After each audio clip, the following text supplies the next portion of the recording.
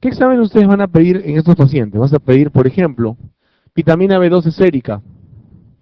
Y acaso sucede algo bien simpático, o sucede lo mismo que la anemia ferropénica. El paciente tiene que conservar sus niveles de B12 en sangre normales. Por lo tanto, lo primero que va a consumir son sus reservas. ¿Estamos? El paciente va a venir con anemia, macrocítica probablemente. Pero mira, tú le pides B12, hasta el 5% de pacientes tienen resultado normal. Así que no te llame la atención. ¿Estamos de acuerdo? Si tú estás seguro, no hay problema. Sensibilidad alta, 97%. Vas a pedir ácido metilmalónico, que se encontrará, ¿cómo se encontrará? Alto, ¿no es cierto? Homocisteína, ¿cómo estará? Alto. Pero estos dos exámenes son buenos, pero tienen un pequeño problema, que ambos moléculas y se incrementan en pacientes con edad avanzada. Ambas. ¿Está bien?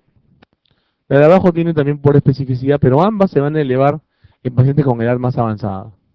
Entonces ahí tenemos un problema, no hay valores normales que nos pueden ayudar. También podemos usar el transportador, transcobalamina 2, pero su especificidad es baja, en realidad no tiene un uso adecuado. Entonces, en la deficiencia por B12, definitivamente el dosaje de B12 nos ayuda bastante, en aquellos, obviamente, donde está disminuido. En el caso de ácido fólico, ustedes pueden pedir ácido fólico total o ácido fólico intraeritrocitario. Se ha visto que el intraeritrocitario tiene baja especificidad, por eso tampoco es conveniente. Entonces pedimos B12 sérico y ácido fólico sérico, que siguen siendo de repente los exámenes que nos pueden ayudar más en este tipo de pacientes. En la deficiencia por vitamina B12 también ustedes pueden pedir el test de Schilling, que como cuento de la cripta tiene parte 1 y parte 2. A ver, mira, la parte 1 es así. Todo lo que tengo que hacer para que te acuerdes, no importa. De verte cachimbo por segunda vez, hago lo que sea. A ver, 0.5 a 2 microgramos de vitamina B12 radioactiva. Mira, quiero que te des cuenta de una cosa. Primero que es radioactivo y segundo que está calata. ¿Qué significa? De que B12 está solita. No tiene ni proteína, ni factor intrínseco, ni novio, no tiene nada. Calata, ¿estamos de acuerdo? Solita. Segundo lugar, a las 2 horas le administro 1000 microgramos de vitamina B12 no radioactiva intramuscular. Una parte te la tomas radiactiva y otra parte te la pones intramuscular. ¿Estamos de acuerdo? ¿Sí? Olvídense de la lámina. Cierren tus ojitos y piensa, alucina. ¿Estamos de acuerdo? ¿Qué va a suceder con una persona normal? Si te consumes B12 radiactiva y te inyectan B12 intramuscular, no pasa nada. A él no le pasa nada, pero no es nada normal. Lo que sucede es lo siguiente, que va a comenzar a eliminar la B12 por la orina, ¿sí o no? Va a eliminar tanto la radiactiva como la intramuscular, ¿cierto? Entonces, cuando tú recojas la picha en 24 horas, vas a encontrar tú que 10 al 35% de la dosis administrada es radiactiva. Ese es el valor normal. En una persona que no absorbe la B12 en el intestino, ¿qué va a suceder? ¿Encontrarán B12 en la orina? No van a encontrar, estamos de acuerdo. Por lo tanto, el test de Schilling parte 1 me sirve para reconocer a aquellos pacientes que tienen no absorción intestinal de B12. ¿Estamos de acuerdo? La parte 1 solamente me dice que el intestino no la absorbe. ¿Por qué? Porque no hay factor intrínseco, porque no hay ácido clorhídrico, porque no hay intestino. ¿Estamos de acuerdo? ¿Sí? No me dice exactamente qué cosa, pero la cuestión es que no entra en la sangre ese B12 radioactivo, no entra. Entonces ustedes tienen que hacer, una vez que ustedes han confirmado de que la parte 1 no hay mucha cantidad de B12 radioactiva, entonces tendrán que hacer la parte 2. Característicamente, en la anemia perniciosa el valor es extremadamente bajo, menos del 7%, es como dato. ¿Está bien? ¿Qué hacemos en la parte 2? Mira, acá también le voy a dar B12 radioactiva, pero se la voy a dar unida con factor intrínseco.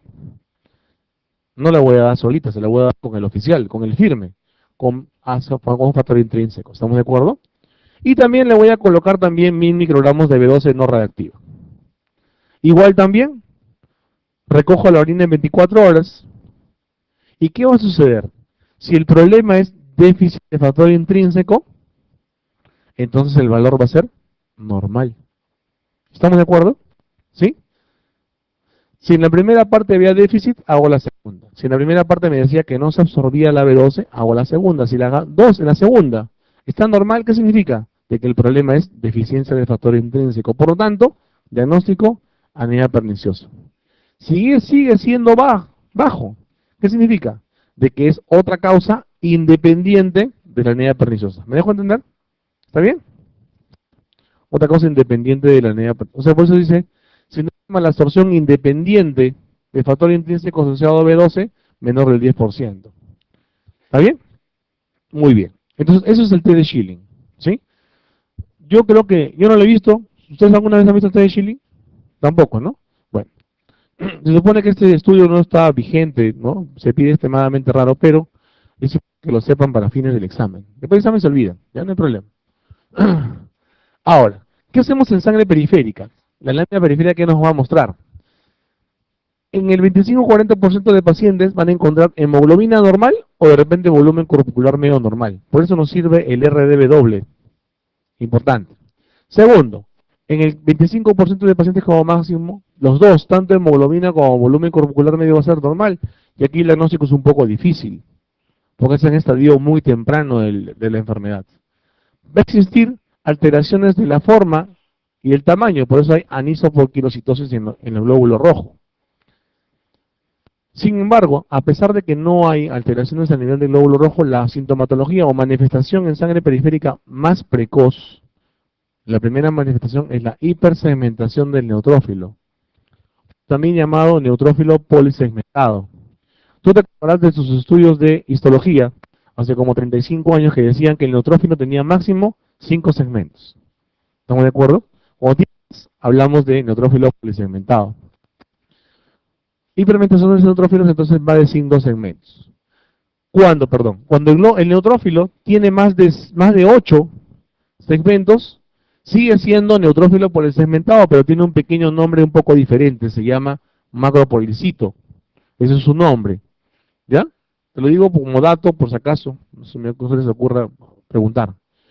Y en los casos severos, no solamente va a haber alteraciones a nivel de la serie roja, sino también de la serie blanca y la serie plaquetaria. Por eso puede acompañarse de neutropenia, trombocitopenia, o si las tres series están comprometidas, pancitopenia. ¿Estamos de acuerdo? Pancitopenia. Entonces tú ves acá neutrófilos polisegmentados, ¿no? De acá 1, 2, 3, 4, 5, 6, 7. Y acá tienes, mira, de 3, 6, 9, ¿no? Un macropolicito. ¿Está bien? Macropolicito. En la médula ósea, ¿qué va a hacer? La médula ósea tiene que reaccionar de alguna otra manera. Que no pueda es otra cosa, pero va a reaccionar. Tiene stem cell, tiene progenitoras, tiene que reaccionar. Va a haber eritropoiesis megaloblástica hipercelular. Al haber el megaloblasto, tú vas a encontrar entonces de que es propio de la deficiencia por B12 y ácido fólico. El grado de severidad va a ser proporcional al grado de anemia. Mientras menos nivel de hemoglobina, más severos son los cambios a nivel medulares. La relación mielo-eritroide está reducida. ¿Cuánto es la relación mielo-eritroide normal? ¿Alguien? ¿Nadie? De los 200 que estamos acá, a ver. 3:1, ¿está bien? La relación mielo-eritroide normal es 3:1, ¿no? Entonces, como aumenta la producción de serie roja, entonces la relación disminuye, ¿no? Al aumentar el denominador, la relación va a disminuir. Existen metamielocitos gigantes. El metamielocito es, por si acaso, una célula precursora de la serie blanca, Y existen también hipersegmentación del megacarocito, y el megacarocito es la célula que va a dar origen a las plaquetas. Vemos algunas cosas de manera específica, y primero miramos la deficiencia dietaria de B12. El consumo mínimo diario de B12 debe ser 5 microgramos. Ese es el consumo diario normal, ¿sí? El problema está en que los vegetarianos estrictos no consumen alimentos de origen animal, entonces tienen mayor probabilidad de problemas con la deficiencia de B12. ¿Estamos de acuerdo? Como es de manera crónica y sostenida, a veces el volumen corpuscular medio es normal. El problema son sus hijos que están en etapa de crecimiento, en el cual el recambio celular es más alto. Por lo tanto, el uso de vitamina B12 es mucho más rápido. En estos pacientitos tenemos cuadros severos. La depresión en un caso de un adulto es bastante lenta. 0.05-0.1% por el contenido corporal por día. Por eso es que generalmente, dejando de comer, la anemia megaloblástica va a aparecer en años. Demora bastante. ¿Estamos de acuerdo? Demora bastante. Yo conozco una doctora, por ejemplo, una médico, que es vegetariana estricta. Y yo le pregunté, ¿y cómo haces con la B12? Fácil. Complejo B, pues. Pastillita. Ya no consume carne. ¿No? Una buena salida. Ahora, malabsorción de cobalamina dietética. Y acá viene un dato que te dije y el aumento de metabolismo. Mira, no liberación de la B12 de su unión proteica inicial. ¿Quién estaba relacionado a la ruptura del primer novio? El ácido clorhídrico. Por lo tanto, situaciones donde hay la acidez gástrica está inadecuada van a condicionar esta patología. Obviamente que la B12 debe estar sérica, debe estar disminuida. El consumo dietético de B12 es normal, porque no se restringe nada, come lo normal. El ácido metilmalónico y la homocisteína se encuentran altas. El test de Schilling parte 1 es normal, ¿no es cierto? ¿Y por qué es normal? Porque recuerda que te dije, la B12 está solita, no está con el radical. En cambio, si está unida a la proteína, ahí sí va a estar anormal. ¿Vamos? ¿Quién causa este fenómeno? Aquella enfermedad donde el cual la acidez gástrica está disminuida, es decir, no produce ácido clorhídrico. Y la enfermedad más frecuente es esta de aquí, gastritis atrófica, que es de repente la forma clínica o el diagnóstico más frecuente en pacientes que tienen esta enfermedad. ¿Sí? Es decir, todo paciente que tenga deficiencia de B12 o anemia megaloblástica, que no sea anemia perniciosa, el diagnóstico principal va a estar por medio de una endoscopía, con la finalidad de observar esto, gastritis atrófica. ¿Estamos? ¿Ya? En caso de la anemia perniciosa, ustedes ya conocen algo, es una enfermedad autoinmune. 10 al 30% de pacientes van a sufrir en caso de ancianos. Normalmente, ustedes producen una cantidad de factor intrínseco alrededor de 3.000 unidades por hora, a cargo de las células parietales. Y esa cantidad va a aumentar de manera de repente exponencial en pacientes en situaciones donde existe liberación de histamina o gastrina. Se eleva 3 a 5 veces más todavía. En el caso de la anemia perniciosa, eso mírenme, 250 unidades por hora. Y encima, no es estimulable, o sea, la producción de factor intrínseco es recontra escasa. ¿Estamos? Más frecuente de 50 a 70 años. Es una enfermedad autoinmune. Por lo tanto, como buena enfermedad autoinmune que es, se va a relacionar a otras. Tiroiditis, vitíligo, de repente son los más frecuentes. Menos comúnmente hiperparatiroidismo o hipofunción adrenal, pero más comúnmente las dos primeras. ¿Cómo hacemos diagnóstico? Test de Schilling, ¿no? En el cual no hay factor intrínseco, tanto parte 1 como parte 2. Podemos pedir pexinógeno 1, en el cual los niveles van a estar disminuidos, nos pueden ayudar en algo. Pero lo más importante, ya que es una enfermedad autoinmune, es dosar anticuerpos. ¿Contra qué? Contra el factor intrínseco y contra las células parietales. Por si acaso hay hospitales nacionales que hacen estos anticuerpos, ¿sí? Así que no podemos dejar de tener este concepto en la cabeza. De repente es más sensible y específico los anticélulas parietales, ¿sí? Y debemos dosarlos. Eso ustedes van a encontrar ustedes. Muy bien. El consumo de ácido fólico ya no es 5, sino es 50 microgramos por día. ¿Sí? La deficiencia de ácido fólico se asocia principalmente a factores extras, alcoholismo crónico, situaciones de pobreza o de repente alteraciones mentales en el cual el paciente no se da cuenta qué cosa come o no come, ¿estamos de acuerdo? Y la depresión ocurre en más corto tiempo, ya no es en años, 6 meses, 4 o 5 meses. ¿Sí? También hay enfermedades asociadas, pero digamos de fondo inmunológico. Y aquí vamos a encontrar dos de ellas, la enfermedad celíaca y el flu tropical, que en otro caso ustedes lo van a revisar, en el cual hay destrucción de la mucosa, es decir, el problema aquí, tanto en enfermedad celíaca como en el flu tropical, es de que al destruir la mucosa no hay una buena entrada del ácido fólico, en este caso, al organismo. No te olvides, fierro duodeno, ácido fólico, yeyuno y vitamina B12 en el ilion. En ese orden no te olvides. ¿Estamos de acuerdo? Ahora, de todo este cuadro que está aquí de las causas en general de deficiencia de ácido fólico y la B12, el dato acá a tener en cuenta es este de aquí. Y es una pregunta de examen.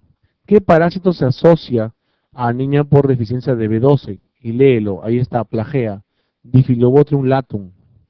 ¿Sí? El Diphyllobotrium latum está asociado a específicamente ese parásito, a deficiencia por vitamina B12. Por si acaso tiene un primo hermano, Diphyllobotrium pacificum, ¿sí? Ese no, el latum tiene que ser. ¿Estamos? El latum tiene que ser. ¿Cómo lo manejamos? Generalmente el manejo es parenteral. Generalmente el manejo es parenteral. ¿Cómo hacemos en el caso de la deficiencia por B12? Le damos una ampollita de 1000 microgramos diario por una semana, ¿sí? Y después le cambiamos el esquema. le damos una ampollita por semana por un mes, o sea, por 4 semanas, y después le damos una ampolla mensual. ¿Sí? Ese es más o menos el esquema. En el caso de anemia perniciosa, será para siempre. ¿Estamos? En el caso del parásito, hasta que recupere nada más. Entonces, depende de la causa, lo que ustedes van a decidir si es por siempre o no. ¿Sí? En aquel paciente, por ejemplo, que tiene problemas, el intestino está bien, ¿sí? Su único problema nomás es la parte dietaria, por ejemplo, ustedes pueden usar la vía oral. También vienen pastillitas de 1000 microgramos por el lapso de un mes. Y después ustedes le continúan diario con la finalidad de establecer los niveles de hemoglobina normales. Si tu paciente tiene manifestaciones neurológicas, el esquema cambia. Va a cambiar la segunda parte. Le vas a seguir dando 1000 microgramos por día por una semana. Y la segunda parte es a 1000 microgramos cada 2 semanas por 6 meses. 6 meses. ¿Sí? Con la finalidad de tratar de recuperar esa sintomatología neurológica que a veces, muchas veces no se recupera. El caso de ácido fólico es más sencillo. ¿Sí? 1 a 5 miligramos por día de ácido fólico, ya sea vía oral o ya sea parenteral, con la finalidad de restablecer los niveles de hemoglobina. ¿Sí? Más sencillo de repente en la B12. Ahora, anemia por enfermedad crónica. Los pacientes que tienen enfermedad crónica tienen algo bien peculiar. Cualquiera que sea la fisiopatología de la enfermedad que va a producirla, ya sea diabetes, hipertensión, ya sea de repente enfermedad renal crónica, siempre de alguna u otra manera va a propiciar la activación de células inflamatorias, ya sea sistema monocito macrófago o ya sea linfocitos. ¿Sí? Siempre va a haber eso. Y lo que van a liberar esas células son citoquinas. Doctor, tengo citoquinas del cogote, no importa, una más. ¿Estamos? Citoquinas. Estas cuatro que tú ves aquí son las principales. Interferón gamma, factor de necrosis tumoral alfa, interleuquina 1 e interleuquina 6. Estas citoquinas van a actuar en 3 lugares importantes. En primer lugar, a nivel renal. ¿Qué van a causar a nivel renal? Inhibición de la producción de eritropoyetina. O sea, no van a producir eritropoyetina. En segundo lugar, van a actuar en el hígado, a través de la producción de hepcidina, con todo lo que hace la hepcidina, tanto a nivel intestinal como a nivel del macrófago. ¿Estamos? Y otro órgano donde van a ir, o otra célula, es a nivel del macrófago exactamente. ¿Cuál es la idea? La idea es no entregar hierro a transporte. A nivel intestinal o a nivel del macrófago, lo que va a suceder es un bloqueo en la salida del hierro a transporte. Es decir, no va a haber hierro transitando. Por lo tanto, ¿llegará una buena cantidad de hierro en la médula? No. ¿Estamos de acuerdo? ¿Está bien? Eso es por un lado. Por otro lado, al no haber eritropoyetina, ¿habrá una buena función eritropoyética? Tampoco. No hay el principal factor hematopoyético productor de glóbulos rojos. ¿Estamos de acuerdo? ¿Sí? Aparte de ello, las citoquinas, específicamente el interferón gamma, inhibe de manera directa la eritropoyesis. Entonces, ¿qué va a suceder? La médula ósea como que se va a detener. No va a producir glóbulos rojos a una manera normal, a una velocidad normal. Sin embargo, no tiene ningún problema. Tiene hierro normal, B12 normal, ácido fólico normal. Por eso es que, al trabajar menos, el glóbulo rojo sale normal, pero sale en menos cantidad. Por eso es que típicamente la anemia en la enfermedad crónica es una anemia normocítica, normocrómica. ¿Estamos de acuerdo? ¿Sí? Normocítica, normocrómica. ¿Qué características va a tener a nivel periférico? Hierro disminuido, ya sabes por qué, pues. ¿Por qué el hierro está disminuido en anemia por enfermedad crónica? Porque todo está almacenado. ¿Y quién se encarga del almacén? ¿Cómo estará la hepcidina en pacientes con enfermedad crónica? Aumentada, ¿cierto? Ya sabes por qué. La transferrina puede estar disminuida o normal. La saturación de transferrina, al no haber hierro, está disminuida. Y la ferritina, ya lo hemos visto en el cuadro inicial, puede estar normal o incrementada. ¿Cierto? Dependiendo de la cantidad de depósitos de hierro. Muy bien. Comenzamos ahora otro grupo que son las anemias hemolíticas. ¿Qué en común tienen las anemias hemolíticas? Hay destrucción y remoción de los glóbulos rojos antes de los 120 días. 120 días es más o menos el tiempo de vida medio de un glóbulo rojo, ¿cierto? Cuando que haya destrucción precoz, hablamos de anemia hemolítica. Se puede hacer que se destruya extravascular o intravascularmente, dentro del vaso sanguíneo o a nivel extravascular. ¿Y cuál es el órgano donde se destruye? El vaso. ¿Qué célula se encarga? El sistema monocito macrófago, antes llamado RES, ¿no? Antes se llamaba sistema retículo endotelial, ahora ya no se llama así, se llama sistema monocito macrófago. Ese es su nombre. Entonces tú tenías causas de intravascular y causas extravasculares. Entre las causas intravasculares, traumo ya sea por problema a nivel del capilar, anemia hemolítica microangiopática, o problemas de trauma por de repente actividad física, problemas con la marcha, o de repente válvulas mecánicas, ¿no? O de repente era de naturaleza autoinmune, en el cual dependía de la fijación y activación del complemento y producción de anticuerpos, eso vamos a ver también ahora. O de repente asociado a algunos procesos infecciosos, pero todo esto ocurría dentro del vaso sanguíneo. O de repente en el vaso el macrófago comía, se producía mayor cantidad o incremento de la activación del macrófago y destruía los glóbulos rojos de manera precoz. Esto entonces era es una manera de, digamos, clasificar las anemias hemolíticas, ¿sí? Intravasculares, extravasculares, y vamos a ver ahí algún ejemplo donde ahí no existen las dos, ¿no? Un ejemplo en el cual existen los dos tipos de destrucción, tanto intravascular como extravascular. Otra manera de clasificarla es dependiendo de la etiología. Puede ser hereditaria o adquirida. Por culpa del glóbulo rojo o no por culpa del glóbulo rojo. Por eso es que las hereditarias también se le llama intracorpusculares. ¿Está bien? Las anemias hemolíticas hereditarias también se le llaman intracorpusculares. Por lo tanto, las anemias hemolíticas adquiridas se llamarán extracorpusculares. ¿Estamos? El otro nombre que también tiene. A ver, en las hereditarias, aquí hay tres problemas principales. Hay problemas de hemoglobinopatía, problemas de la producción de hemoglobina, deficiencias enzimáticas y problemas de la membrana del glóbulo rojo, que vamos a revisar ahora. Y problemas adquiridos pueden ser inmunológicos o no inmunológicos. Inmunológicos puede ser autoinmune, aloinmune, o de repente drogas o neoplasias. Puede ser microangiopática por infecciones, o de repente hiperesplenismo. Entonces, entre los dos se combinan unas a otras. ¿Sí? Ahora, recapitulando, en el intravascular del daño nodolial puede haber destrucción directa por prótesis vasculares, por ejemplo, fijación de complemento en el caso de las anemias hemolíticas autoinmunes o infecciones, como por ejemplo la malaria, por ejemplo, o de repente la infección por VIH. O hemólisis extravasculares, donde el problema es simple y llanamente el glóbulo rojo, alteraciones de membrana, esferocitosis hereditaria, o alteraciones de repente del propio glóbulo rojo en lo que se refiere a deficiencia enzimática, deficiencia de glucosa 6-fosfato deshidrogenasa, por ejemplo, o problemas de hemoglobinopatías, hemoglobina S, por ejemplo. ¿Sí?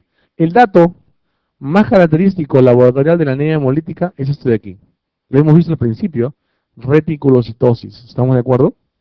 Pero para que esta reticulocitosis tiene que haber una condición previa, reservas de hierro normales. ¿Y por qué les pongo esto? Porque en nuestro país es bastante prevalente anemia ferropénica. ¿Sí? Entonces a veces hay que tener un poco de cuidado en esto. Doctor, no es reticulocitosis, es anemia hemolítica. ¿Y por qué? Será de repente porque tiene, ¿sí?, depresión de hierro. Cuando hay depresión de hierro, los reticulocitos pueden ser normales o disminuidos inclusive. ¿Ya? Entonces hay que tener un poco de cuidado de eso. En manera teórica, obviamente, ¿sí?, de manera característica del libro, en las anemias hemolíticas existe reticulocitosis. Muy bien. ¿Qué otros exámenes ustedes van a pedir o van a encontrar ustedes alterados a nivel de lo que se refiere a anemia hemolítica?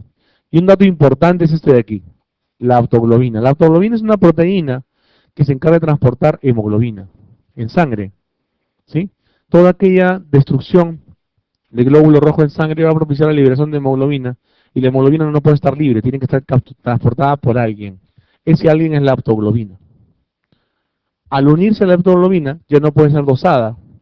Por lo tanto, es característico, la aptoglobina en la anemia hemolítica se encuentra disminuida. Cuando la hemólisis es intravascular, la disminución es mucho mayor, por lo tanto puede estar inclusive ausente. ¿Estamos? Ahora, una cosa importante, cuando hay destrucción de glóbulo rojo, generalmente se incrementa ¿quién? La bilirrubina. ¿Qué bilirrubina? indirecta. ¿Estamos de acuerdo? Indirecta. Otra cosa importante, esta enzima, lactato deshidrogenasa.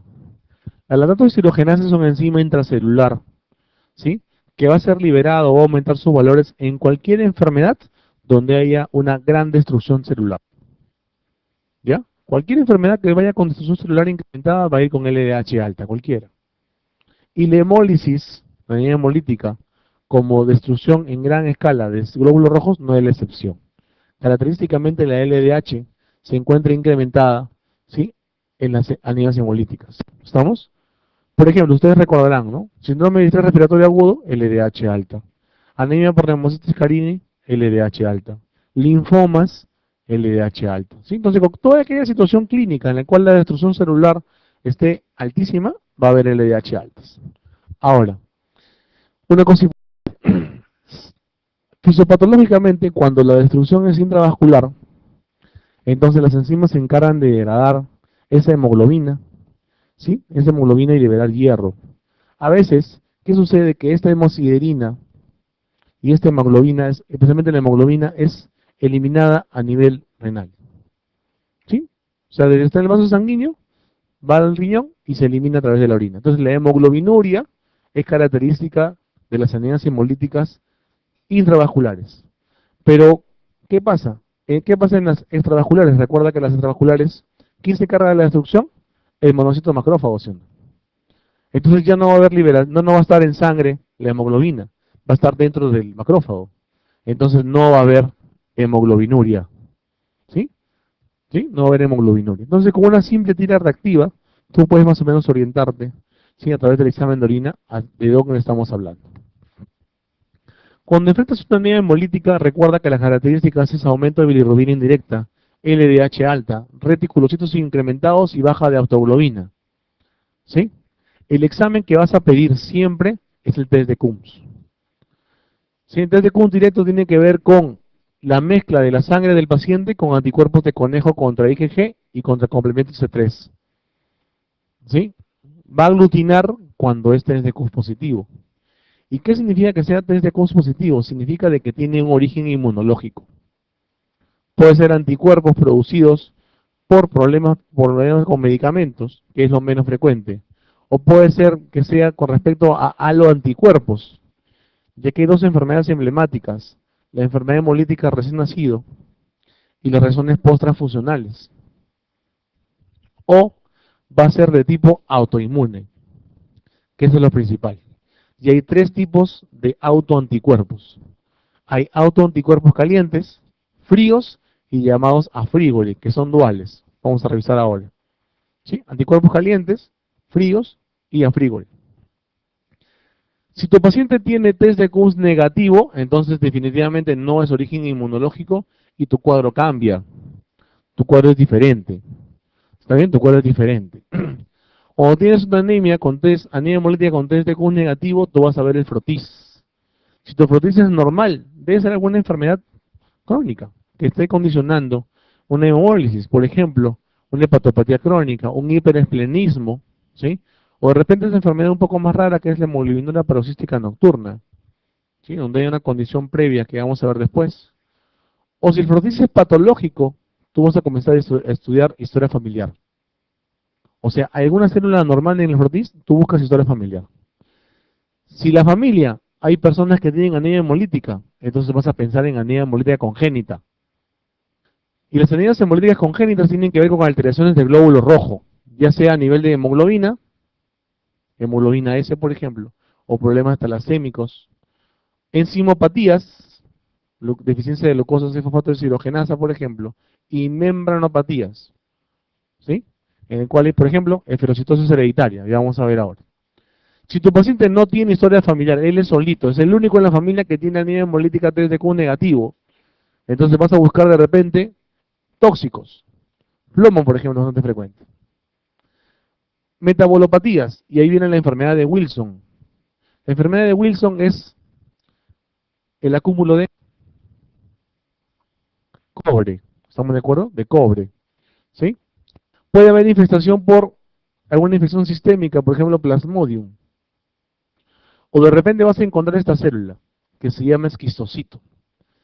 Y el esquistocito es como si hubieses agarrado un papel y lo hubieses roto en pedacitos. O sea, son retazos de glóbulo rojo. Y el esquistocito te va a llevar por un mecanismo que se llama hemólisis mecánica, y te va a llevar por dos enfermedades. O problemas valvulares, si es un vaso grande, que en realidad tú ya deberías tener el dato en la historia clínica, o de repente es un vaso pequeño, y aparece esto, la anemia hemolítica microangiopática. Son 4 las enfermedades típicas que producen anemia hemolítica microangiopática. Y ahí están las 4, te están mirando. Púrpura trombótica trombocitopénica, síndrome urémico hemolítico, síndrome HELP y coagulación intravascular diseminada. ¿Ya? Esas son las 4 enfermedades que van a producir anemia hemolítica microangiopática. Púrpura trombótica trombocitopénica, síndrome urémico hemolítico, síndrome HELP y coagulación intravascular diseminada. Entonces, ahí tienen ustedes más o menos un esquema de cómo hacer de manera general el diagnóstico. Entonces, recapitulando, en base al anticuerpo, caliente, frío, afrígore o mixto. Y en base a la patología, puede ser idiopática o secundaria. ¿Secundaria qué? A síndromes proliferativos, o neoplasias, enfermedades, algunos fármacos, por ejemplo, ¿no? De manera general. Muy bien. ¿Cómo es eso de los anticuerpos? Hemos dicho que es calientes, fríos y afrígore. Anticuerpos calientes. ¿Por qué se llaman anticuerpos calientes? Porque la reactividad va a ser a 37 grados. Van a ser a predominio de inmunoglobulina G. Ya sabes, ¿ah? Otra cosa importante, es el más frecuente. ¿Ya? Lo más probable es que la anemia hemolítica autoinmune que tú descubres en tu paciente sea anticuerpos calientes. Es lo más común, lo más frecuente. Puede estar asociado a síndromes linfoproliferativos, puede ser idiopático en la mitad de los pacientes, enfermedades autoinmunes, neoplasias, enfermedades virales sistémicas, citomegalovirus, Epstein-Barr, ¿está bien? O a VIH, por ejemplo. Fármacos. ¿Qué fármacos se asocian? Alfa-metildopa, usado en hipertensión gestacional, ¿cierto? L-dopa, usado en el Parkinson, diclofenaco, ibuprofeno, ¿sí? O de repente trasplante o aloinmunización. Es lo más frecuente. Si es que la anemia hemolítica por anticuerpos calientes se asocia a destrucción de las plaquetas de etiología autoinmune, ¿sí? O púrpura trombocitopénica autoinmune, se va a llamar eso síndrome de Evans. ¿Ya? Te lo repito acá y te lo voy a volver a repetir en la segunda parte. Síndrome de Evans. Manejo de esto de aquí, prednisona. Usamos corticoides y la gran mayoría va a responder. Si fallamos, esplenectomía. Si a pesar de eso falla, recién usamos inmunosupresores, ¿sí? Ya sea ciclofamida, azatopina, o usamos de repente inmunomoduladores, como el rituximab. Rituximab es un anticuerpo monoclonal anti-CD20. Lo que hace es inhibe la activación del linfocito. Y de esa manera controlamos la respuesta inmunológica. No solamente se usa acá, se usa en un montón de enfermedades autoinmunes, por si acaso. Ahora, otro frecuente es el anticuerpos fríos. La máxima reactividad es a menor temperatura. Ya no es a IgA, es a IgM ahora. ¿Sí? ¿Dónde va a ocurrir la destrucción? Es una hemólisis intravascular dentro del vaso sanguíneo. ¿Dónde? A nivel hepático es lo más común. Ya no es el segundo más frecuente, 10 a 20% de los casos y predomina en mujeres. ¿Ya? También está asociada a algunas enfermedades, mononeucleosis infecciosa, micoplasma, síndromes linfoproliferativos. ¿Sí? El manejo, obviamente, evitar exposición al frío. Es decir, esta época es la época donde tenemos a esos pacientes con problemas. ¿Sí? ¿Ya? Pueden darle inmunosupresores con ambucilos y clobofamida. Y mira, diferencia del anterior, los corticoides y esplenectomía no son eficaces. ¿Está bien? Entonces tenemos cosas para comparar. En primer lugar, el caliente es IgG, el frío es IgM. En segundo lugar, el caliente responde a esplenectomía y a corticoides. El anticuerpos fríos no responde en esplenectomía ni a corticoides. ¿Qué sucede en el afrígori, o dual, o mixto? También llamada hemoglobinura paroxística nocturna afrígori, así también se llama. El anticuerpo principal es IgG. Pero ese anticuerpo se va a unir, pero no va a destruir a temperaturas bajas. Recién va a ejercer su actividad cuando lleva el paciente a temperatura de 37 grados. Ahí recién va a haber problemas. ¿Estamos? Ahí recién. Por eso es esa dualidad es lo que le va a dar el nombre de mixto o llamada también a frigori.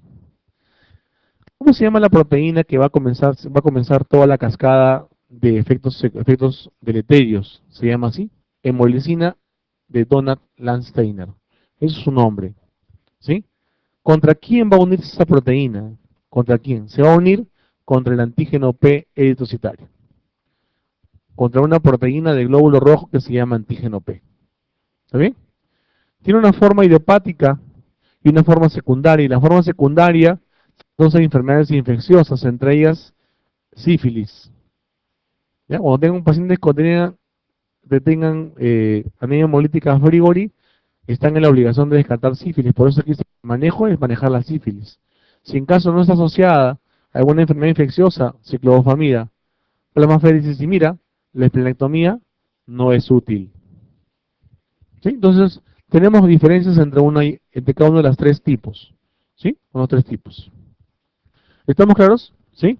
Ahora, vamos a entrar a otro grupo de anemias que son las talasemias. Y para esto necesito este cuadrito de aquí. A lo largo de su vida, desde que fueron huevitos hasta que nacieron y después comenzaron a crecer, ¿sí? Varios órganos se han encargado de la producción de sus células hematopoyéticas. El primer órgano que se encarga de la función hematopoyética es el saco vitelino, ¿sí? En el primer trimestre del embarazo, el saco vitelino es importantísimo en la función hematopoyética. Hacia la mitad del embarazo, el hígado y el vaso se encargan principalmente de la función hematopoyética. Y casi en la tercera parte del tercer trimestre, para la vida, la médula ósea se encarga de la producción de células hematopoyéticas. ¿Estamos claros? ¿Sí?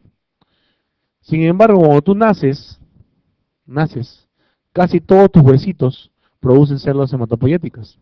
Es decir, sacando la cuenta, tú que estás más o menos por acá, todos tus huesitos siguen formando, ¿estamos de acuerdo? ¿Sí? Sin embargo, cuando ya entras a la adolescencia y a la adultez, algunos huesos dejan de formar sus células hematopoyéticas. ¿Sí? Y van a quedar principalmente 4. Ahí tienes 3 y falta 1. Cuerpos vertebrales, costillas, esternón y hueso ilíaco. ¿Sí? Por eso es que los aspirados de médula ósea, ¿dónde se hacen? En el esternón y en el hueso ilíaco, ¿sí o no? Porque si lo hiciéramos en la costilla, el patólogo que va a informar, tejido pulmonar indemne, ¿sí o no? O si lo hicieras en el cuerpo vertebral, ¿qué te va a decir? Células de líquido cefalorraquídeo normales. Entonces, no son zonas accesibles, ¿estamos de acuerdo? Las zonas más accesibles es el esternón y la cresta ilíaca, ¿sí? Ahora, una cosa importante más. Conforme ustedes van cambiando de órgano, el tipo de hemoglobina que se va a producir es diferente. ¿Está bien? Conforme ustedes van cambiando de órgano, acá tenemos, el tipo de hemoglobina es diferente. Tú te recordarás que la hemoglobina tiene grupo M y cadenas de globina, ¿cierto? ¿Te acuerdas? ¿Sí? Muy bien. Ya hemos visto la formación de grupo M. ¿Cuántos grupo M tiene una molécula de hemoglobina? 4. ¿Cuántas cadenas de globina tiene? 4. ¿Estamos de acuerdo? ¿Sí? Generalmente las cadenas de globina son de 2 a 2. 2 de un tipo y de otro tipo, ¿cierto? ¿Cierto? ¿Sí? Cuando el saco vitelino era el órgano principal en la producción de hemoglobina, las cadenas de globina eran de tipo epsilon y tau. Y por tanto esas globinas van a formar las hemoglobinas fetales, que probablemente ustedes se acuerden, se llaman hemoglobinas Gower o Gower 1 y Gower 2. ¿Sí? Conforme avanzábamos en la hematopoiesis, conforme el vaso y el hígado formaban las células hematopoyéticas, dejaban de producirse esas cadenas y se producía la cadena gamma y comenzaba a producirse la cadena alfa. Entonces teníamos que juntarlo más frecuente. Entonces, ¿qué juntamos? Cadenas gamma con cadenas alfa. Y sacábamos la fórmula alfa 2 gamma 2 y se producía la hemoglobina fetal. ¿Estamos de acuerdo? Hemoglobina fetal. Entonces, conforme avanzábamos en el embarazo, la médula ósea comenzaba a producir sus células hematopoyéticas y la cadena de globina que produce ya no es con una cadena gamma, sino es con una cadena beta. ¿Está bien? Entonces, ¿qué sucede? Lo que predomina es alfa. Y lo que comienza a producir es beta. Tengo que juntar alfa con beta. Entonces se formaba la fórmula alfa 2, beta 2. Y esa fórmula es la fórmula de la hemoglobina A del adulto. ¿Estamos? Conforme van avanzando ustedes en la edad, comienza a degenerarse un poco la hemoglobina y ya se comienza a producir no solamente beta, sino una poca cantidad de una cadena diferente que es la hemoglobina delta, perdón, la cadena delta. Combinamos alfa con delta, alfa 2, delta 2 y producimos la hemoglobina A2, ¿cierto? Que es el otro tipo de hemoglobina que tenemos también en otro organismo. ¿Está claro? ¿Sí? ¿Cuál es la cadena de globina que se produce en gran parte de la vida? La alfa. No nos olvidemos. ¿Estamos de acuerdo? No nos olvidemos. ¿Y por qué te he dicho toda esta mentira? Porque tenemos que hablar de las talasemias, en las cuales es un grupo de enfermedades en las cuales hay deficiencia de producción de una de las cadenas de globina. Hay deficiencia en la producción de una cadena de las cadenas de globina. En caso del adulto podemos dejar de producir la alfa, la beta o la delta. Pero principalmente siempre estudiamos la alfa y la delta y la beta. ¿Cierto? ¿Sí? Entonces, dependiendo de cuál cadena esté comprometida, existirán alfa-talasemias o beta-talasemias. En el sickle cell anemia existe una cadena beta mutante. A veces algunos también lo incluyen aquí, otros no. Pero principalmente alfa-talasemias y beta-talasemias. A ver, para formar cadenas alfa necesito yo 4 genes. Para formar cadenas alfa necesito 4 genes. 2 del padre y 2 de la madre. ¿Estamos de acuerdo? ¿Sí? Cuando hay deficiencia de un solo gen, la enfermedad es silente. No hay problema. ¿Sí? No hay problema. Cuando hay deficiencia de 2 genes, se produce la alfa-talasemia menor. ¿Sí? Por concepto. En el cual hay una anemia leve nada más. Leve. Cuando hay 3 genes, alteración de 3 genes, ¿qué va a suceder? No voy a producir una buena cantidad de cadenas alfa. Por lo tanto, las cadenas beta van a juntarse de a 4. Y va a ser, ya no va a ser alfa 2, beta 2, sino va a ser beta 4. Esa configuración de beta 4 se va a llamar hemoglobina H. Entonces, cuando hay 3 genes normales, se produce la hemoglobina H, en el cual la anemia ya es moderada a severa. Y si los 4 genes faltan, se va a producir la alfa-talasemia mayor, que es incompatible. En realidad, los niñitos mueren antes del año. ¿Estamos de acuerdo? ¿Sí? Entonces, no te olvides, cuando hay deficiencia de 2 genes, se produce la alfa-talasemia menor. Cuando hay 4, la alfa-talasemia mayor. En el caso de la beta-talasemia, aquí hay 2 genes. Pero no son 4, son 2 nada más. ¿Sí? 2 genes. Cuando hay deficiencia de un solo gen, el paciente se considera portador. ¿Sí? La anemia es leve y también se le llama beta-talasemia menor. Beta-talasemia menor. Cuando hay deficiencia de un gen. Cuando hay deficiencia de 2 genes, aquí hay un problema. Se puede producir de manera parcial la cadena beta. Y cuando es de manera parcial o hay ausencia parcial, se le llama talasemia, beta-talasemia intermedia. Así se le llama. Hay una cierta formación de cadena beta, beta-talasemia intermedia, en el cual la anemia es moderada. Y cuando hay ausencia total de la producción, se le llama beta-talasemia mayor, o también llamada enfermedad de Cooley. Eso es otro nombre. ¿Estamos de acuerdo? ¿Sí? Pues acaso no hay alfa-talasemias intermedias, solamente hay beta-talasemia intermedia. ¿Estamos de acuerdo? Solamente beta-talasemia intermedia. En el caso de las delta-talasemias, no hay producción de cadena delta, por lo tanto hay alteraciones en la producción de hemoglobina A2, la anemia es bastante leve, bastante leve. ¿Cómo tratamos este tipo de enfermedades? Transfusiones, especialmente cuando el paciente tiene anemia moderada severa. Pero recuerda que su metabolismo del hierro es normal, por lo tanto, si tú lo transfundes, estás dando una sobrecarga de hierro. Entonces debes adicionarle un medicamento que te saque hierro, de ferroxamina. ¿Sí? Cada 100 miligramos del medicamento se encarga de 8 miligramos de hierro. Entonces, es importante eso a la hora de transfundir a los pacientes. Además, debemos de darle ácido fólico y B12 para asegurarme una buena hematopoiesis, lo más cercano a lo normal posible. ¿Sí? Y el tratamiento de base, el trasplante de médula ósea. Con eso definitivamente el paciente nos ayudamos bastante. En caso de las en las talasemias. Por otro lado tenemos las hemoglobinopatías. Es decir, el problema aquí ya no es que no produce una cadena, sino el problema aquí es de que un aminoácido puntual, un aminoácido de la cadena de globina está alterado. Y vamos a ver esas tres que tienen que ver con la cadena beta. En primer lugar, la hemoglobina S, que de repente es la más conocida, llamada anemia drepanocítica, ¿no es cierto? O enfermedad por anemia falciforme, en el cual hay problemas en la posición beta, posición 6, de la cadena beta, posición 6. Normalmente en esta posición 6 existe un aminoácido que se llama glutamato. En estos pacientes se cambia la valina por el glutamato. Puede ser heterocigoto o puede ser homocigoto. Si es heterocigoto se llama rasgo drepanocítico o rasgo falciforme. ¿Estamos? Y si es que es homocigota, aparece ya el sickle cell anemia, ¿no? Como tal. Ahora, esta deficiencia puntual va a ser de que la hemoglobina forme polímeros, se tiendan a juntar. Y va a ser de que el glóbulo rojo también se junten unos a otros. Y puede formar pequeños tapones. ¿Sí? Va a alterar la deformabilidad del glóbulo rojo, no se va a deformar como debe ser para pasar por el capilar. Entonces va a ocluir los vasos sanguíneos. ¿Estamos de acuerdo? Va a ocasionar fenómenos trombóticos.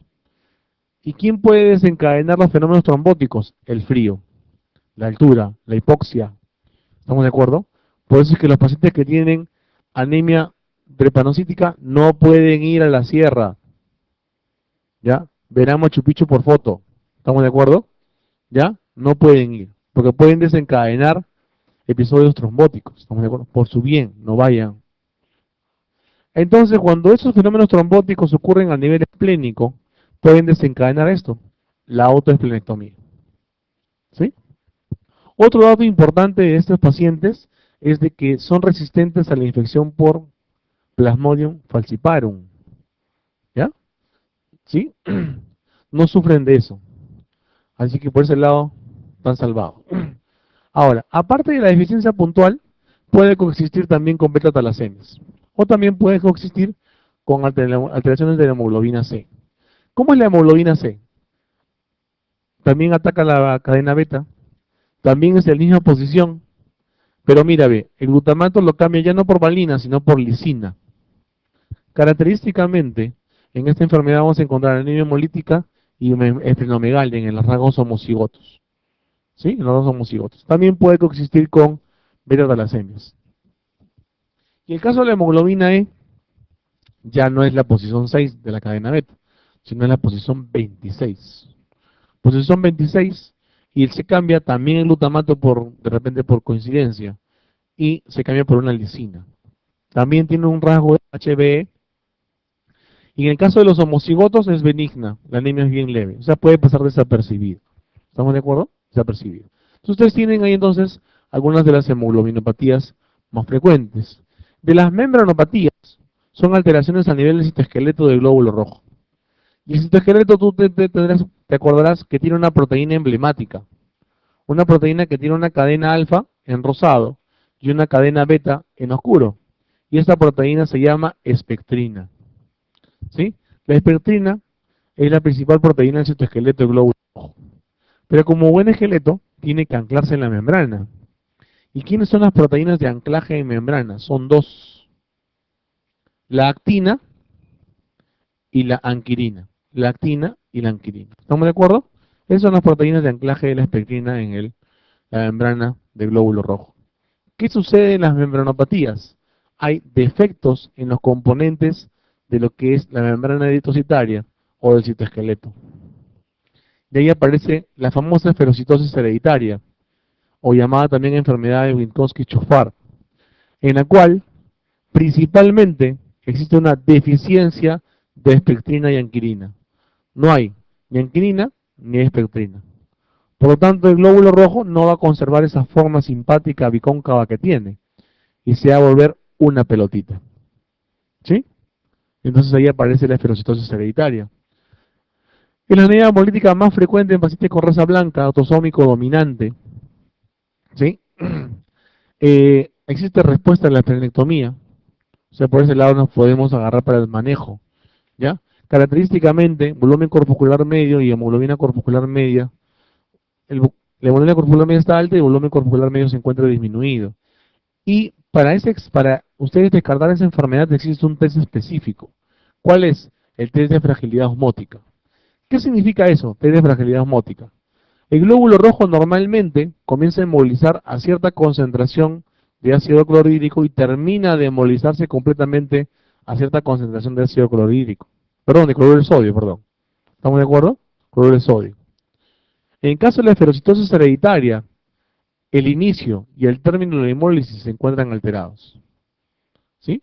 ¿Ustedes ven ahí? El inicio y el término de la hemólisis se encuentran alterados. Y eso justamente ocurre. Y eso sí hacemos. ¿Ah? Cuando ustedes sospechan, obviamente que para llegar a este diagnóstico ya tiene que haber toda una serie de estudios previos, ¿no? Pero cuando llegan, el test de fragilidad osmótica se encuentra alterado. Y otra forma es el litocito, que es más raro, obviamente, también es autosómico dominante. Las proteínas que están deficientes son la espectrina, pero ya no es la anquilina, es la 4.1. Sí, la 4.1. Otra proteína de membrana, que se encuentra una proteína dentro de la membrana. Van a encontrar ustedes en la lámina periférica litocitos, que para hacer diagnóstico tiene que estar más del 12%. Y bien, la esplenectomía nos ayuda en algo en este tipo de pacientes. Aquí no hay test de fragilidad osmótica, por si acaso. En el caso de las enzimopatías, son alteraciones a nivel enzimático, ¿sí? A nivel del glóbulo rojo. Una de ellas es la deficiencia de glucosa 6-fosfato deshidrogenasa, que es la más conocida probablemente. Y esta glucosa 6-fosfato deshidrogenasa ayuda como mecanismo antioxidante. Evita la destrucción del glóbulo rojo por agentes oxidantes. Está ligado a cromosoma X. Si aparece en raza blanca, es un mal pronóstico. Aparecen anemias hemolíticas severas. Y algunos fármacos van a desencadenar hemólisis. Ya casi, caballero, nomás tenemos que acordarnos. Sulfas, nitrofuranos, nitrofurantoína, por ejemplo, furazolidona, fenazopiridina, que son medicamentos que ustedes probablemente usan, ¿sí o no? De una u otra manera. Primaquina no tanto. Algunos procesos febriles o enfermedades infecciosas, ya sea neumonía, tifoidea o sepsis, tal, pueden desencadenar la hemólisis. ¿Ya? Desencadenan la hemólisis. Como toda anemia hemolítica va a haber coluria, ictericia, y puede haber cefalea y fiebre, dependiendo de cuál sea la causa. Otra cosa importante asociada a la deficiencia de glucosa 6-fosfato deshidrogenasa es el favismo. Y el favismo no es nada más que la anemia hemolítica desencadenada por cierto alimento, en este caso las habas. ¿Está bien? ¿Y por qué sucede eso? Porque las habas tienen un componente, un compuesto que desencadena la hemólisis, que es la divisina. ¿Sí? La divisina. Para el manejo, obviamente, si es desencadenado por alguna infección o fármaco, manejamos la infección y retiramos el fármaco, evitar el contacto. ¿Sí? La esplenectomía, en casos severos, y podemos ayudarnos con ácido fólico en el tratamiento. En el caso de la deficiencia de piruvato quinasa, que es una enzima que está al final del ciclo de la glicólisis del glóbulo rojo, ¿sí? No va a haber producción de piruvato a este nivel. Es autosómica recesiva. Va a haber esferocitosis también, ¿sí? En la lámina periférica, pero el test de fragilidad osmótica es normal, ¿sí? Acá no hay asociación a ningún tipo de contacto. Lo que tenemos que hacer es esplenectomía o administrar ácido fólico, con la finalidad de controlar los procesos de hemólisis en estos pacientes. Bien, ahora tenemos la hemoglobinura paroxística nocturna, y esta es una de las anemias hemolíticas que tiene la característica de ser tanto intra como extracorpuscular. ¿Sí? Intra o extracorpuscular. Es decir, existe una clona normal o una clona anormal. Existe doble población eritrocitaria. ¿Qué sucede? En la membrana celular del glóbulo rojo existe una molécula que se llama así, glicosin-fosfatidilinositol. Esta proteína que está aquí, este, lipopolisacárido que se encuentra a nivel de la membrana, va a proteger a la membrana del glóbulo rojo ¿contra quién? Contra el complemento. Va a evitar el daño oxidativo y va a evitar que el complemento destruya el glóbulo rojo. O sea, actúa como mecanismo protector. ¿Estamos de acuerdo? Eso es lo que hace este tipo de sustancia. Ahora, al no existir, entonces la membrana queda a merced del daño oxidativo y a merced del complemento. Por no se va a producir hemólisis cuando se active el complemento. ¿Estamos de acuerdo? ¿Ya? Afecta a ambos sexos, a predominio femenino.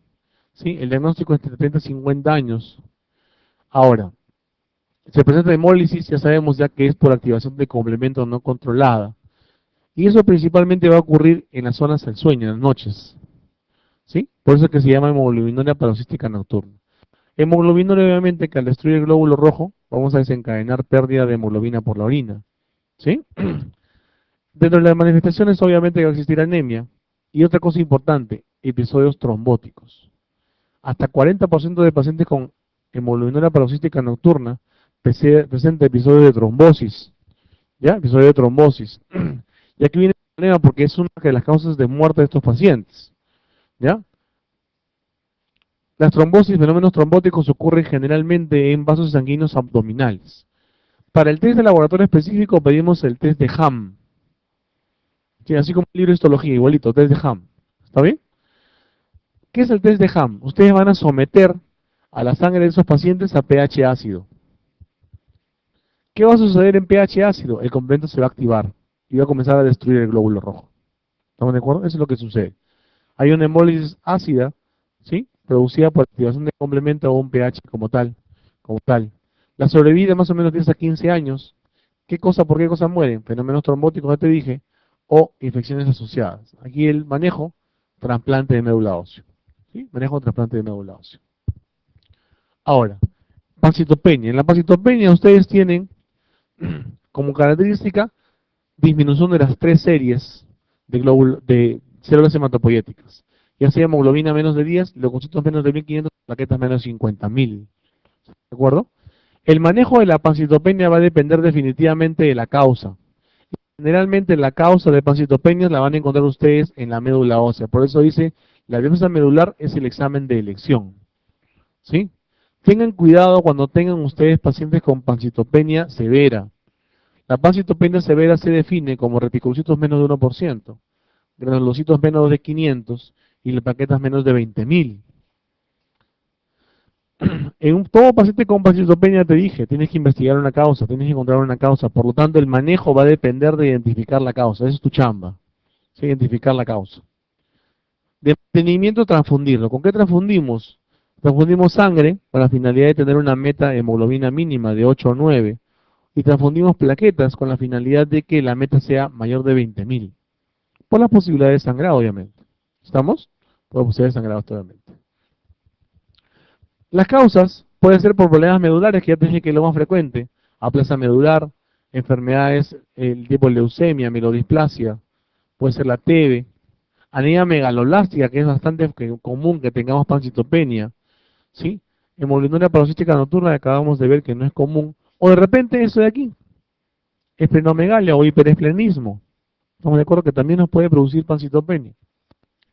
Dentro de las drogas o medicamentos citostáticos, medicamentos para el cáncer, el clorfenicol, que date cuenta que está aparte, que es importantísimo, de repente es el más emblemático.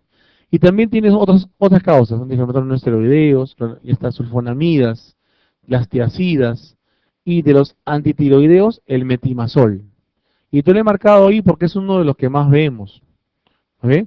El metimazol es un antitiroideo y está asociado con pancitopenia. ¿Ya?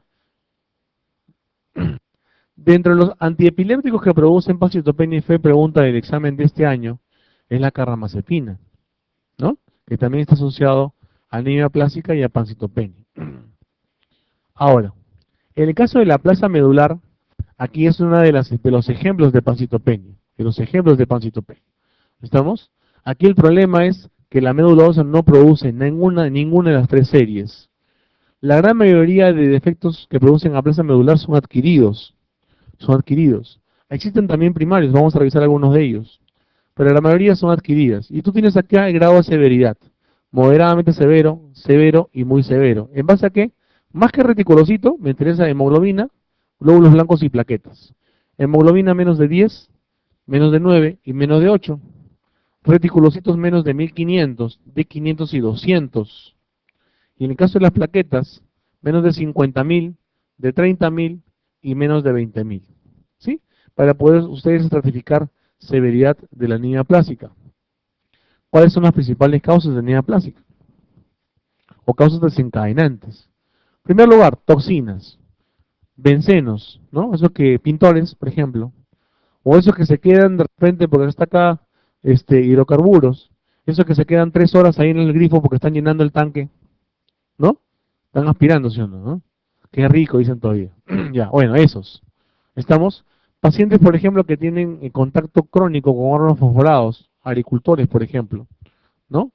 Pacientes que tienen virus sistémicos y estos, el Epstein-Barr, ¿sí? El VIH de repente son los más emblemáticos, los más conocidos, especialmente el primero, el Epstein-Barr. Enfermedades autoinmunes como por ejemplo el lupus, que puede desencadenar pancitopenia o aplasia medular, las radiaciones, ya sea localizadas o ya sea por citotóxicos. Y en lo que es fármacos, bueno, ya hablamos de los citotóxicos un poco con la fenicol, también hablamos un poco en pancitopenia, y le marqué esto, la carbamazepina también remarcando lo que hemos conversado como causa de aplasia medular. La terapia de soporte, mientras ustedes van buscando la causa, terapia de soporte, ¿sí? Las transfusiones no deben ser de repente tan continuas. Ustedes deben de dosificar las transfusiones con la finalidad de que el paciente tenga algunas metas. Transfundir sangre en caso de hemoglobina menos de 8. Recuerden esto siempre, que este paciente es transfundido siempre, por lo tanto deben cuidar la sobrecarga de hierro. ¿Está bien? En el caso de las plaquetas, la mayoría toleran plaquetas de 10.000, entonces ustedes pueden dar transfundir plaquetas cuando están menos de 10.000, o de repente le pueden dar ácido aminocaproico, en el cual va a disminuir la tendencia al sangrado, ¿sí? Lo que es que actúa a nivel de la trombina, ese medicamento. O ustedes tienen que tener cuidado con neutrófilos cuando están menos de 500. ¿Y por qué menos de 500? Porque es un neutropénico y se puede infectar. Entonces, cuando se asocia neutropenia febril, ahí viene nuestro problema. ¿Estamos de acuerdo? Entonces hay que tener cuidado con el caso de los neutrófilos.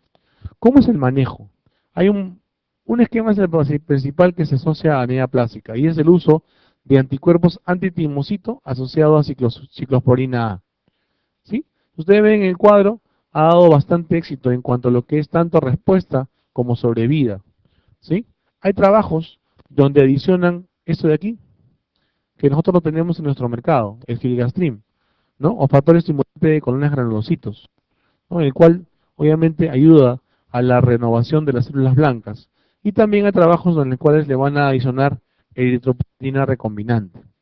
En todos ellos, de una u otra manera, mejora la sobrevida de estos pacientes. Pero esto es ¿mientras qué? Mientras se espera esto, trasplante, ¿sí?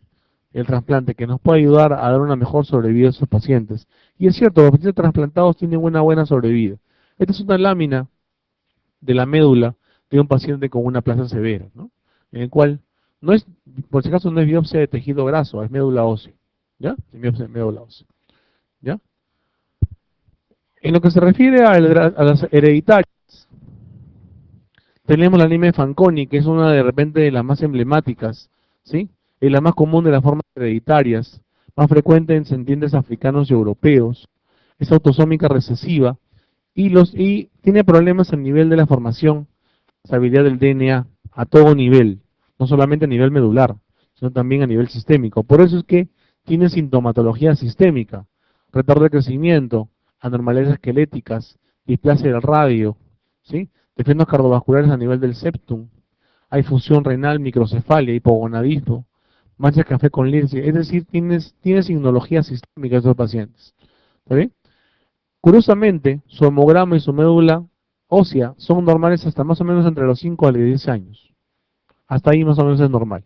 A partir de ahí comienza a alterarse la médula ósea, comienza con una macrocitosis, con poliquinocitosis y anisocitosis y después hacen aplasia. Así van. La primera serie en caer es la plaqueta. Por eso dice, primero aparece la trombocitopenia. Algunos de ellos responden a andrógenos, ¿no? Recuerden que los andrógenos son estimulantes de la médula ósea, son estimulantes no hematopoyéticos de la médula ósea. El pronóstico, más o menos son 20 años de pronóstico de vida, post inicio de la aplasia.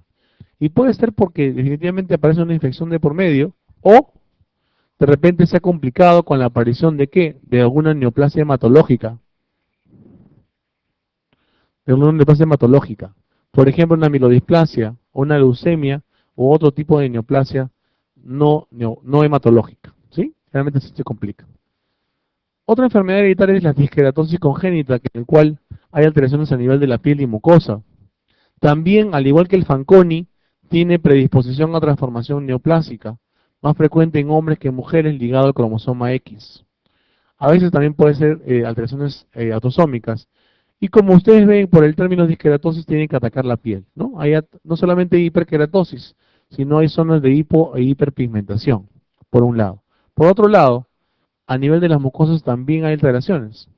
Las mucosas se alteran, se secan y pueden juntarse unas a otras produciendo estenosis a nivel de las mucosas, ¿sí? La anemia plástica, al igual que en la Fanconi, aparece de forma tardía, niñez tardía o adultez joven, ¿sí? Y el tipo de neoplasia que más frecuentemente está asociado, como hay compromiso de mucosas, es el tipo de epidermoide escamoso, ¿está bien? Epidermoide escamoso. Este síndrome de Schwarzman-Diamond es más raro aún todavía.